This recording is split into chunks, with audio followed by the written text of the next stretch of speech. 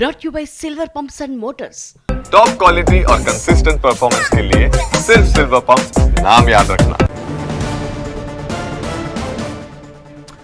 అలానే సంక్షేమ పథకాలు ప్రజల్లోకి తీసుకెళ్లాలని సీఎం రేవంత్ ఎమ్మెల్యేలకు సూచించారు. తెలంగాణ పథకాలతోటి మోదీ ఉక్కిరిబిక్కిరైపోతున్నారని, వర్గీకరణ ఇప్పుడు మోదీకి ఒక పెద్ద గుదిబండగా మారింది అన్నారు.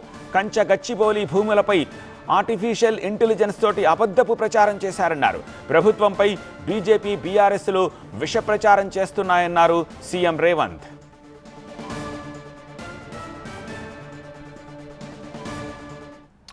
దీనికి సంబంధించి మరింత సమాచారం అందించేందుకు మా ప్రతినిధి ప్రభాకర్ ప్రస్తుతం మనకు అక్కడి నుంచి లైవ్లో సిద్ధంగా ఉన్నారు. ప్రభాకర్, ఎమ్మెల్యేల రెస్పాన్స్ ఏంటి? సీఎం అలా క్లాస్ తీసుకుంటే అండ్ ఇప్పుడు తదుపరి కార్యాచరణ ఎవరికి అప్ చెప్పారు? ఎట్లా ఏ గైడ్ లైన్స్ ప్రకారం వెళ్ళాలి అని చెప్తున్నారు? ఇంకా మీటింగ్ ఎజెండా పూర్తయిందా? మొదటి నుంచి కూడా చాలా హీట్ అట్మాస్ఫియర్లోనే మీటింగ్ స్టార్ట్ అయింది. మీటింగ్ మొదలైన కొద్దిసేపటికే సీఎం చాలామంది ఎమ్మెల్యేల విషయంలో అసంతృప్తిని వ్యక్తం చేశారు. చాలామంది ఎమ్మెల్యేలు కాన్స్టిట్యున్సీలకే వెళ్ళట్లేదు, వీకెండ్ రాజకీయం చేస్తున్నారు, వీకెండ్ పాలిటిక్స్ మానుకోవాలంటే క్లాస్ స్పీకర్. చాలామంది ఎమ్మెల్యేలు ప్రభుత్వం పైన ప్రతిపక్షాలు సోషల్ మీడియాలో విరుచుకుపడతా ఉంటే, ఏఐ జనరేటెడ్ ఫ్యాబ్రికేటెడ్ ఫొటోస్ వీడియోస్తో విరుచుకుపడతా ఉంటే ఏం చేస్తున్నారు, మీ సోషల్ మీడియా హ్యాండిలర్స్ ఏమయ్యాయి, సోషల్ మీడియాలో మీరు ఏం చేస్తున్నారు, ప్రభుత్వం చేస్తున్న పథకాలను కూడా మీరు ప్రజల్లోకి తీసుకెళ్ళకపోతే ఎందుకు కాన్స్టిట్యున్సీలో చేయాల్సిన పనులు కానీ లేకపోతే మిగతా వాటిని కూడా తీసుకెళ్ళలేకపోతే మీరు ఏం రాజకీయం చేస్తారంటూ కూడా విమర్శించిన పరిస్థితి అయితే కనిపించింది క్లాస్ స్పీకరు. సో ఇప్పుడే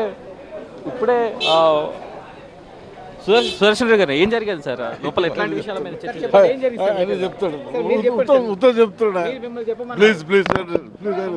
చూడొచ్చు. ఉత్తమ్ కుమార్ రెడ్డితో పాటు మిగతా మంత్రులందరూ కూడా బయటకు వచ్చారు. సిఎల్పి సమావేశం ముగిసింది. కొద్దిసేపటి క్రితమే ఇక్కడ నుంచి సీఎం ఇక్కడ నుంచి బయలుదేరారు. సో శంషాబాద్ ఎయిర్పోర్ట్కు చేరుకున్నారు. శంషాబాద్ ఎయిర్పోర్ట్ నుంచి బెంగళూరుకి చేరుకుంటారు. బెంగళూరు నుంచి టోక్యో వెళ్లాల్సి ఉంది. సో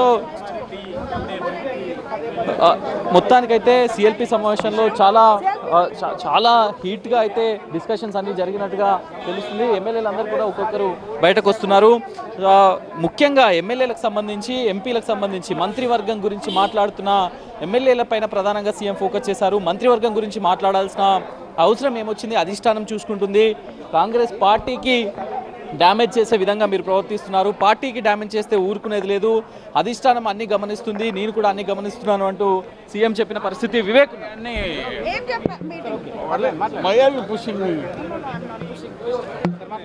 అన్ని గ్యారంటీల గురించి, ఇంకా 4 స్కీమ్ల గురించి ముఖ్యమంత్రి గారు చెప్పిన మంత్రి పదవి గురించి చర్చ వచ్చినట్టు చెప్పింది. అది దాని గురించి నిన్న మీ గురించి కూడా ప్రేమ్ సాగర్ రావు మాట్లాడారు, సభలో మాట్లాడారు. దాని గురించి సీఎం ఏమైనా సభలే మాట్లాడండి, సభలే మాట్లాడలే, బయట మాట్లాడండి అంతే. సరే కామెంట్ చేసిండు, ఆయన వ్యక్తిగతంగా చేసిండు. నేను పార్టీ తరఫు నుంచి మా నాన్నగారు చేసిన పనుల గురించి నేను మాట్లాడినా అంతే. ఇక ఆయన మనసులో ఏమున్నదో ఆయన మాట్లాడుకుంటా, కానీ నేను మాట్లాడింది వాస్తవాలు మాట్లాడి వాళ్ళని కట్టడి చేయాలని ఏమన్నా సూచనలు చేశారా? సీఎం ఈ రోజు ప్రస్తావించినట్టుగా చెప్పారు మంత్రి పదవుల గురించి. ఆ సమస్య గురించి హైకమాండ్ చేతిలో పెట్టాడు. హైకమాండే ఫైనల్ చేస్తుంది. High command only will take. మీరేమన్నా కంప్లైంట్ చేశారా మీ గురించి, మీ ఫ్యామిలీ గురించి? నేనేం కంప్లైంట్ ఏం చేయలేదు, ఎవరికేం చేయలేదు. నాకు ఆ సమస్య ఏముందో హైకమాండ్కి అందరికీ తెలుసు. నేనైనా కానీ మా ఫ్యామిలీ తరఫు నుంచి అయినా కానీ హైకమాండ్కు కంప్లీట్ నోటీసులు ఉంది. రైట్. నిన్న ప్రేమ్ సాగర్ రావు మాట్లాడిన దానిపైన కూడా ప్రభుత్వం సీఎం దృష్టికి తీసుకెళ్లామనేది అయితే చెప్తున్నారు. నిన్న ప్రేమ్ సాగర్ రావు, గడ్డం వినోద్, వివేక్ అయితే హాజరు కాలేదు. రాజగోపాల్ రెడ్డి అట్లాగే వివేక్, మిగతా కొంతమంది ఎమ్మెల్యేలు బీఆర్ఎస్ పార్టీ నుంచి చేరిన ఎమ్మెల్యేలు మాట్లాడలేదు. ఒక్కసారి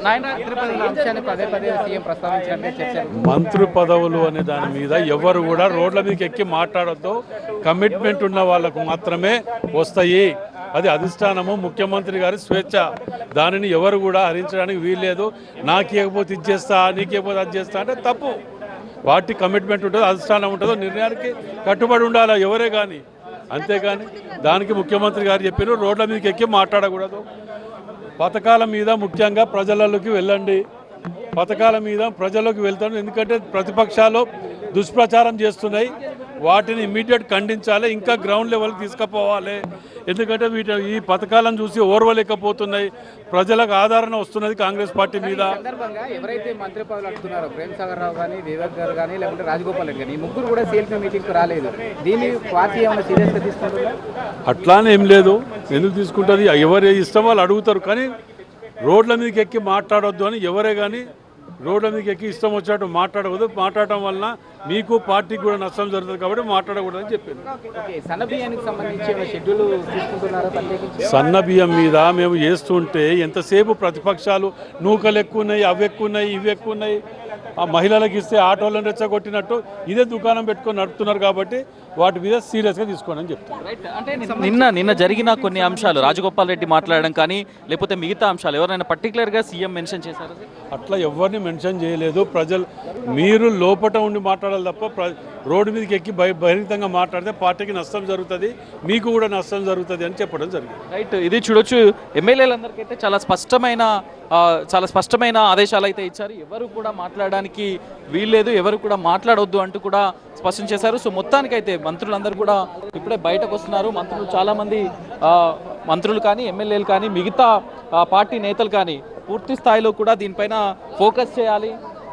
ఫోకస్ చేయాలి అనేది అయితే చెప్పారు. సో మొత్తం మీదుగా అయితే చాలా ఇది వరకు జరిగిన సిఎల్పి సమావేశాలతో పోలిస్తే ఇప్పుడు జరిగిన సిఎల్పి సమావేశం చాలా వేడెక్కింది వాతావరణం అయితే